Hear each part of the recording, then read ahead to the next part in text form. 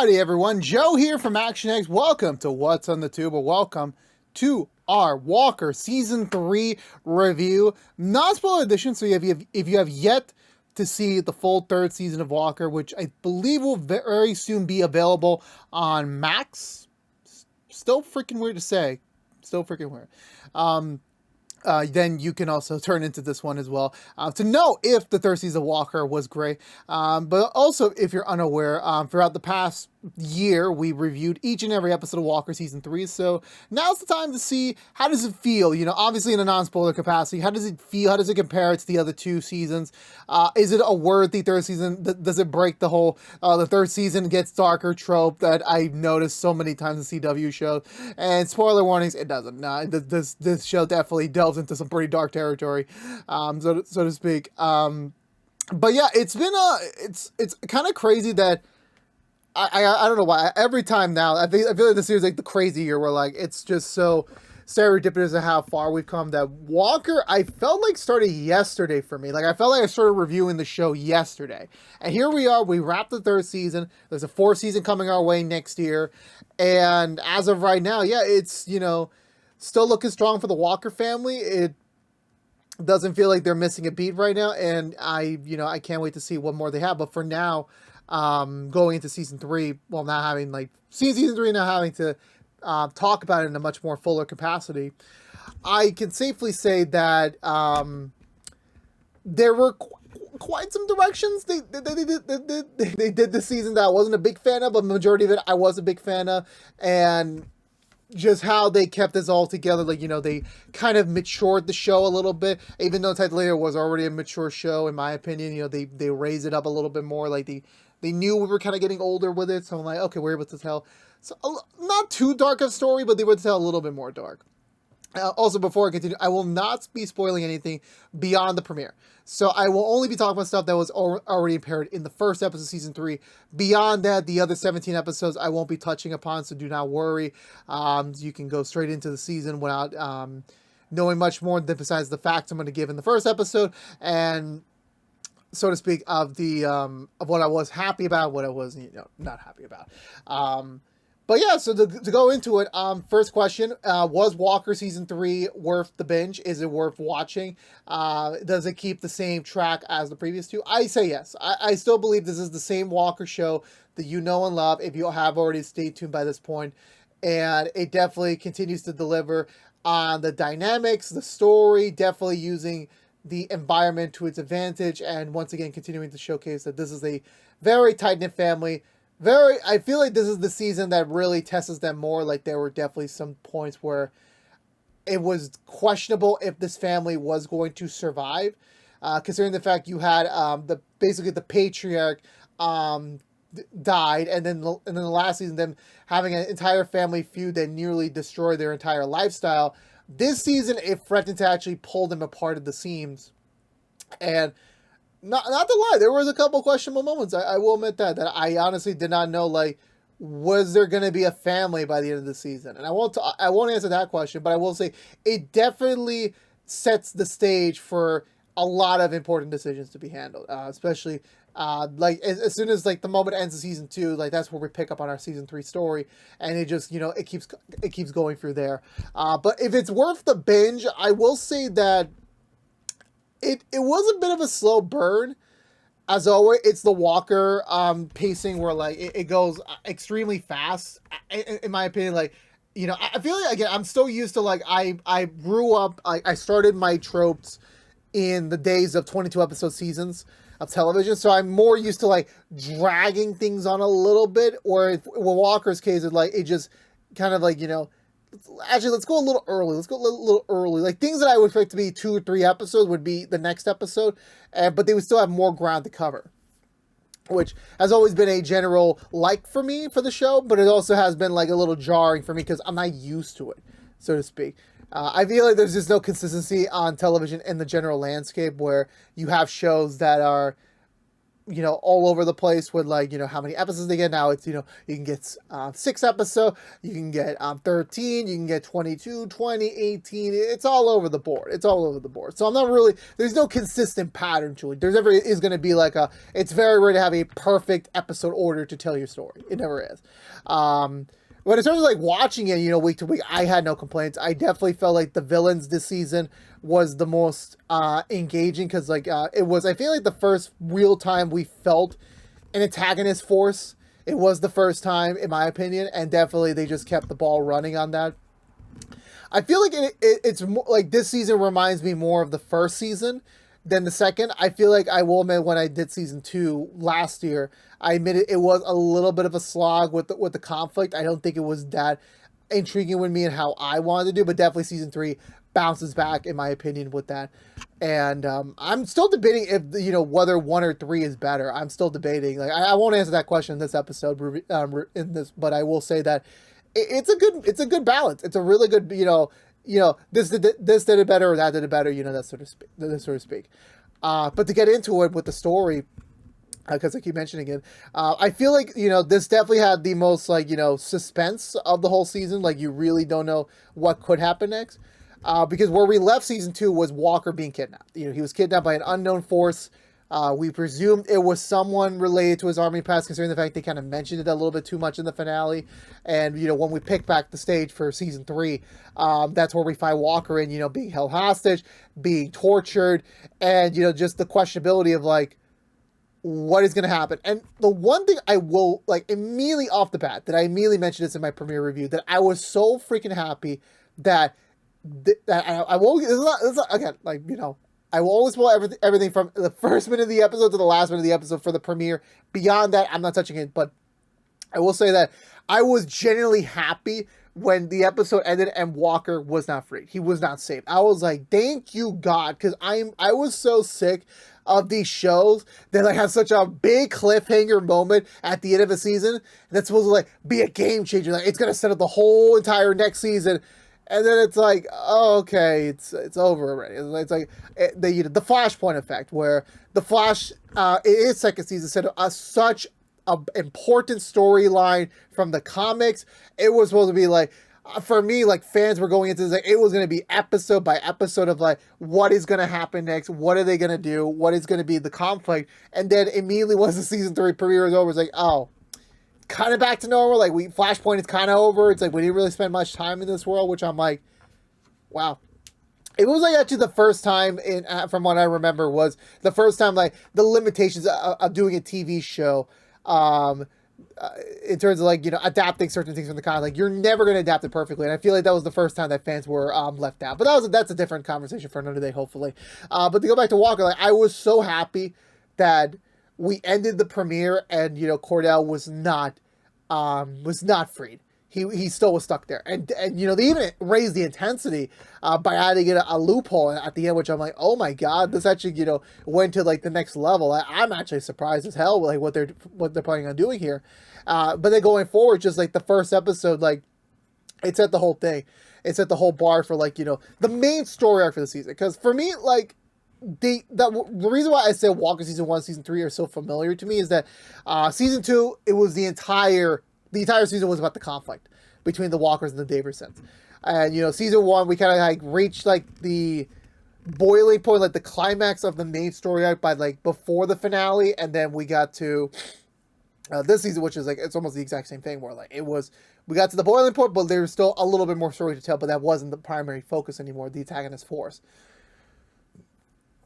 And I will say that they definitely took the what they set up in the premiere to heart, and they definitely like kind of got that to set up the entire lieu of things, where like that the premiere incident like definitely sets the stage up for the whole season. It definitely did. I still felt ramifications from that premiere to the entire season this time around. I really did. Like it shook everyone to its core. It really did. Like it's about safety, and I feel like that for me, it hits me harder because growing up, my parents have always, and this is like the telenovela thing where like, there was like some telenovelas that I didn't watch, but like, I saw from a distance that would be like, oh, kidnapping is such a big deal. Like, you know, you never know what's going to happen. Like, you know, you could die, you could be saved, you could, like, anything in the middle could happen. It really could be. And the fact that they did not hold anything back with Walker being on a cable TV show, I'm like, I was so happy that they and I'm not trying to support torture. I'm not supporting that, but I'm just saying, like, I'm very happy that it wasn't a slap in the wrist. That it wasn't like, oh, the Rangers are gonna come in, they're gonna do a big freaking raid, they're gonna save Cordell before the main torture starts, so that technically nothing happened.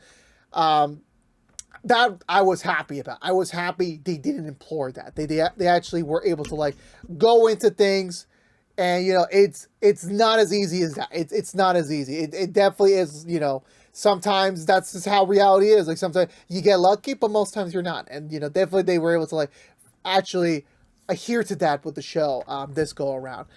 And honestly, like, I feel like story-wise, you know, I feel like this was the more well set up one of the three.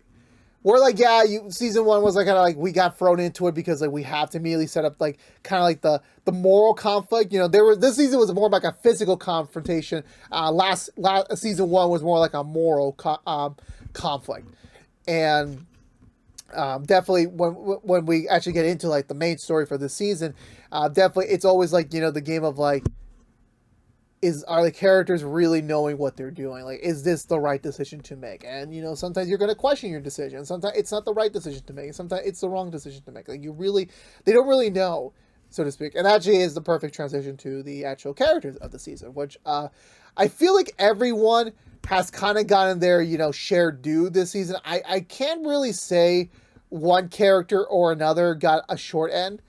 I will say there is a level bar. Like, definitely there are characters, like, didn't get a lot of story, and, you know, there definitely were, like, decisions where, like, I wasn't a big fan of that. I really wasn't, so to speak. And again, but that's the thing with television. Like, you're limited to what you're able to do with your story based on budgeting, based on actors' availability, based on just a lot of factors. Like, you know, there's a lot of behind the scenes factors that we don't know that, like, oh, I wish they could have done this. And it's like, well, they knew about that, but just one reason or another, it's logistics, where there's always an outside force that's, you know, determining things differently. Like, you know, it's you know, sadly the case. Like, an example I'll bring up is, like, the Flash series finale. Take that what you will, but I was very surprised Cisco wasn't a part of it. And it's like, oh, wow, how can they not bring back an OG for the finale? And the writers were like, no, we knew you guys wanted him back, and trust me, we did. But, like, he was filming other shows. Like, what could we do? Like, the other studio was like, no, we're not letting him go. Like, we have our own schedule. We don't care about your show. We need to focus on our thing. And honestly, as you know, as the way I came across with that might sound like an asshole thing to say, but in reality, that is what it is. Like, sometimes studios will negotiate a compromise. Like, okay, we'll reorganize the filming schedule to allow this guy, like, what's an example? Henry Cavill. But this is a bad example because it impacted one film more than the other. But, like, Henry Cavill was busy filming MI6, and they wanted him back for Justice League to shoot some reshoots.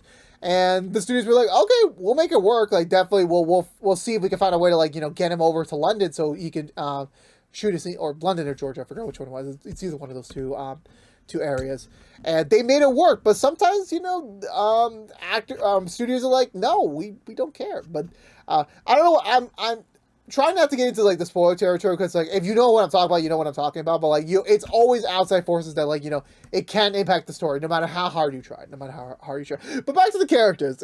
I'm segueing a lot this review. I apologize. Into the actual characters.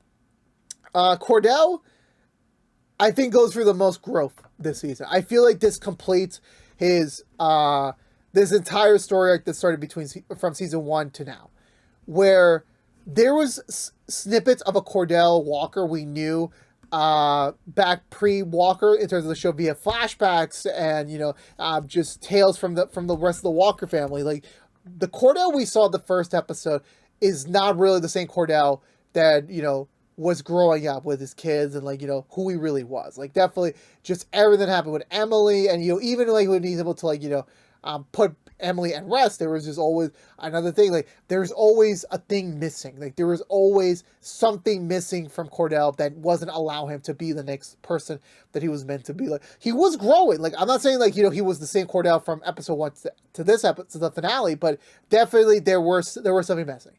There was like a piece missing, and this season was about like really examining himself and trying to figure out what was he missing, what was the thing that he was missing from his that he doesn't have now that he had in his past. Because this season was a lot about Walker's past and a lot about like what made him the man he is today, and what does all that experience have to do to make him the next person he's supposed to be, like the next man he's supposed to be for the next X amount of years of his life. That was the whole core of things. Whether it was from the premiere onwards, where you had everything going from that in terms of like, okay, you had that crucial moment that happened to him in the premiere, and then just seeing him like really deal with like the traumatic backlash of that, because like yeah, he's the lead, so I'm like yeah, he's gonna survive, like that's that goes without saying. But what I will say is that there definitely was like a moment where like technically the show is called Walker, but like everyone could be a walker. So I'm like, there were moments where like, are they gonna kill Cordell? Like, are they gonna like kill off Jared Padalecki? And I'm like, oh no, they never would. They're never gonna do that stuff. Like he's the bread and butter of the CW. Like if they lose him, like it's over, it's done.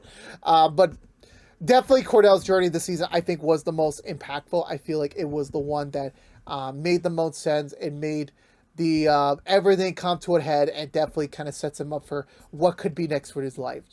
Even if we never got out of season 4 now, it definitely leaves the door open of like, this is a whole new Cordell.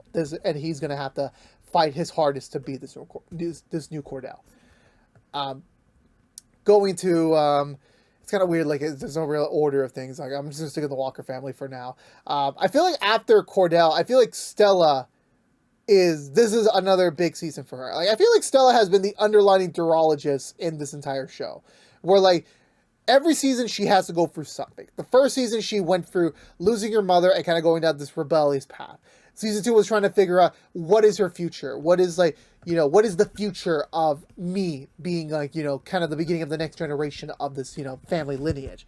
And this season was like really like kind of like it was like the most relatable of her 3 stories, where she was just thinking, what do I do next? Like, it's the big question when you get out of high school, because, like, no one knows what the fuck they're gonna do outside of high school. Like, you graduate, and then, like, well, what's next after that? What's next for me? Like, should I go to college? Should I go to the workforce? Like, what do I do? And honestly, it's a really good question. And when you leave the comfort of like teenage life as being in like the 3 levels of school, and you kind of go into like the beginning stages of adulthood, you wonder what is next.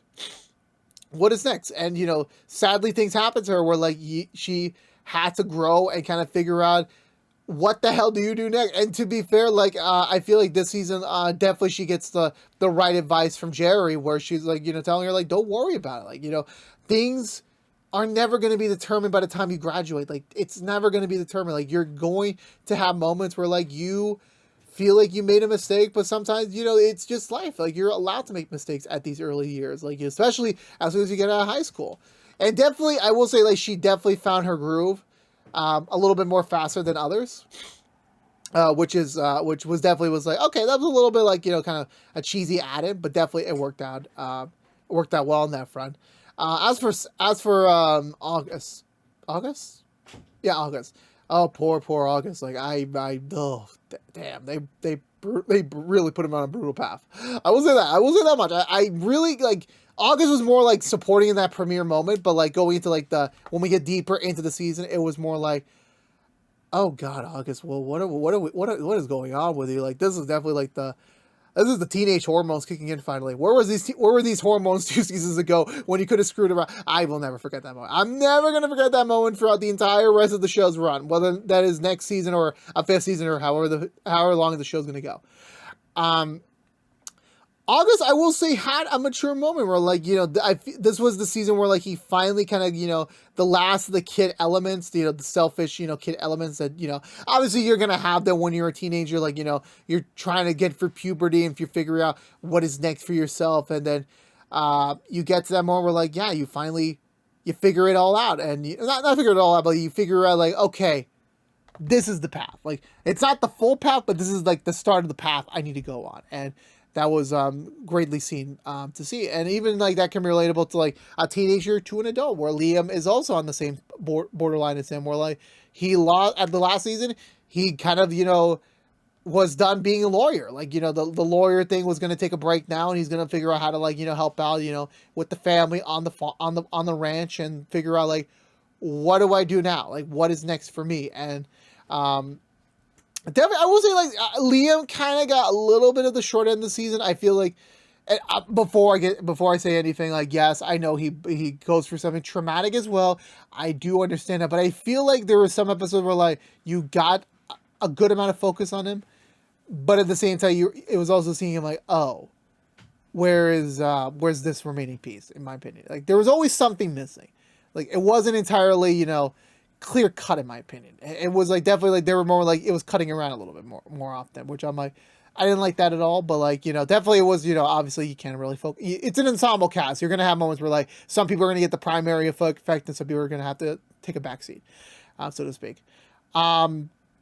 The grandparents, Grandpa and Grandma Walker this season, I feel like this was their least developed season. They still got development. Let me question that. Like there was definitely a story for them this season. There definitely was a story for them.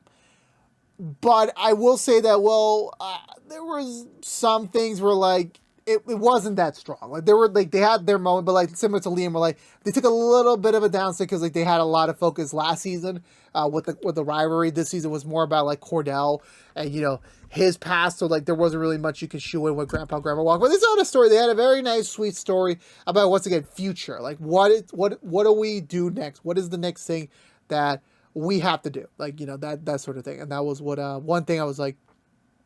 It was very sweet for. I will say, as like a mild, not like it's like a very minor spoiler. I would be easily remiss to say that this could be the grandparents' last season's like full story development. I feel like going forward, they could just be subjugated to like supporting, like they're just supporting the rest of the characters, but they don't really have a story to tell. But in terms of like this being like if it is their final storyline, or this is their final like we are growing to the final stages of what we're supposed to be. That this was great and nice, sweet to see. Great, nice, and sweet. That's a horrible order to be in, but that is what it is. Moving on to beyond the Walker family, we have they're all Walker family adjacent. They're all in the family, but just say like with the real Walker name, so to speak. Jerry. Oh, Jerry. I don't know how to say it without spoiling anything, but like I will say she had a very sudden story. Very sudden. I will say that. But, her presence when we do see her is very much felt. It very much continues the spirit from the last two seasons, where she is like the surrogate mother for August and Stella, like to kind of help them finish off the development that Emily should have, but obviously she's not here anymore. And, Jerry is she's a wonderful human being that, is always like the moral compass. Like she was always the moral compass to everyone. And like, now having her like, figure out more about herself, it definitely puts her in the direction of like helping more people out. Like, she's always been a helpful person, and she's always going to be a helpful person. And definitely this season, like, the moments that you witness, you see that strongly. You really, really do. And like, we haven't forgotten about the Walker, Jerry thing. We haven't forgotten about that yet. It's the slow burn effect. Everything is rushed. Not everything is rushed. Speaking of rush, they kind of rushed some stuff of Trey last season, in my opinion. Like, definitely there was kind of like, what do we do now with Trey, since last season Mickey left, and it was like, well, it was always Trey and Mickey together. Like, they were supporting each other, they were helping each other grow, and now you take away Mickey. So what do you do with Trey? That was what I was worried about last season. Like, what storyline are they going to give Trey to make him feel like he has a purpose here? And definitely, well, I think when we ended last season, there was the line of like, oh, Trey could be a Ranger, that he could like step up to be a Ranger. And that's where we pick him up on this season, where like he goes through literally like, it was like a fast track, year. It is, for him. Like definitely he goes through like so many emotions, not like a devastating factor like Cordell does, but definitely one that shakes his entire identity of like, who is he and who is he meant to be in this world? Like, you know, he's been through so many changes. He's been through so many swaps and, you know, character focus and character direction that by the time it's all said and done, like, what is his next point? What is the next thing for him to do? And, you know, by the end of it, it's like, yeah, I feel like we kind of settled in a little bit on that. We kind of like, we can settle a little bit. And settling is also in the lines for Cassie, who joined late last season to be Mickey's follow-up. Not a replacement, but like just have her fill the hole that Mickey left in the family, being Cordell's partner. And this season continues their partnership storyline. Definitely, you know, just framed the fact that these two are two peas in the pod. They're very similar, very much fight for the same things. Now fighting a whole new layout, a whole new battlefield, as, you know, more of what Cassie was fighting for last season continues to unravel as, you know, everything is starting to get connected, so to speak. And, you know, definitely Cassie is, you know, kind of looking, you know, evil in the face. If that makes sense. Again, if you watch the season, you understand what I'm meaning. But definitely it was more like this was like, you know, Cassie stepping up, like finally, you know, putting her firm 2 feet in a full season, making her mark as like, this is, you know, what we're fighting for, what I'm fighting for, and that's how it's going to be. You know, making her mark with this family, making her mark with the Texas Rangers. Like, last season was like, her sudden introduction was welcome, but this season was like really making her feel at home. And that was great to see. As for Captain James, I will say this, seeing the actor now for 5 separate seasons, it's always great to see him be a dick. I don't know why. I just love seeing the actor making people seem like he's a lovable dick. But definitely, this season was like really just like, you know, pushing his. I feel like, you know, he really brought his A game this season when, like, you know, the actor's acting shot. I don't remember the actor's name, but you know who I'm talking about. I feel like he delivers a lot of strong performances this season out of the whole bunch, in my opinion. I was definitely a big fan. He definitely made a lot of big choices this season. A lot of, you know, risky calls, and, you know, thankfully, mostly, if not some of all, paid out. So that was great for that to see for him, you know, because I love James a lot. I really do. Like, it's always like there's always that strong, like, not seen as often character, and then like when you really get to see them, it's like, yeah, that's cool. That was like really cool to see. But to kind of wrap it up a little bit, because, like, you know, that was all the characters. Like, there's others, but, Mike, you know, these were the primary 10.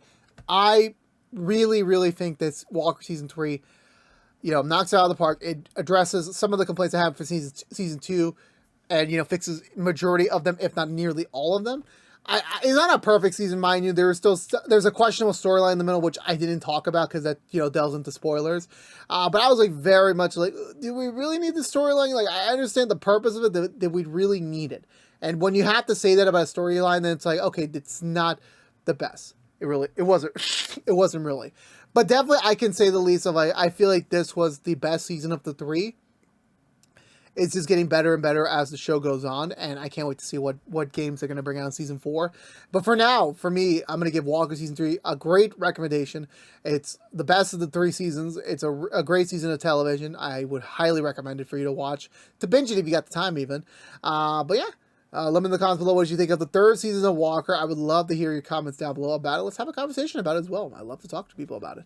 But I believe that's going to do for me today, everyone. So if I don't know what this has been, What's the 2 from ActionX, reviewing the entire 3rd season of Walker, spoiler-free edition, here on ActionX. If you want to see what we're doing normally, What's the 2, besides our completed Walker reviews, coming up, we're about to start our Nancy Drew episode reviews starting this Wednesday night, so stay tuned for the return of the Drew crew, so stay tuned until then. We're still going to stick around for the CW, see how things are going to shake out now the Flash is gone.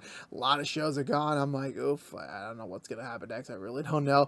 But if you don't care about Walker, sadly, this was our last video pertaining to Walker for the entire year, because Walker Season 4 will not premiere until 2024. So it's going to be a while. It's going to be a long wait this time around. But you know what? When they do come back, it's going to be such a warm welcome. Hopefully not another 470 days like Nancy Drew was. Hopefully not. But again, thank you so much for watching. Please subscribe if you haven't yet. Like, favorite, share if you want to. Ring the bell for notification when our next video is live. And of course, follow us on social media. But until we see each other again, for all you members of the Walker Walker family, thank you so much for watching. Thank you so much for your entire support throughout the entire year. But until we see each other again next year, have a great rest of your year. Stay safe out there. Be good to each other. And as always, peace out.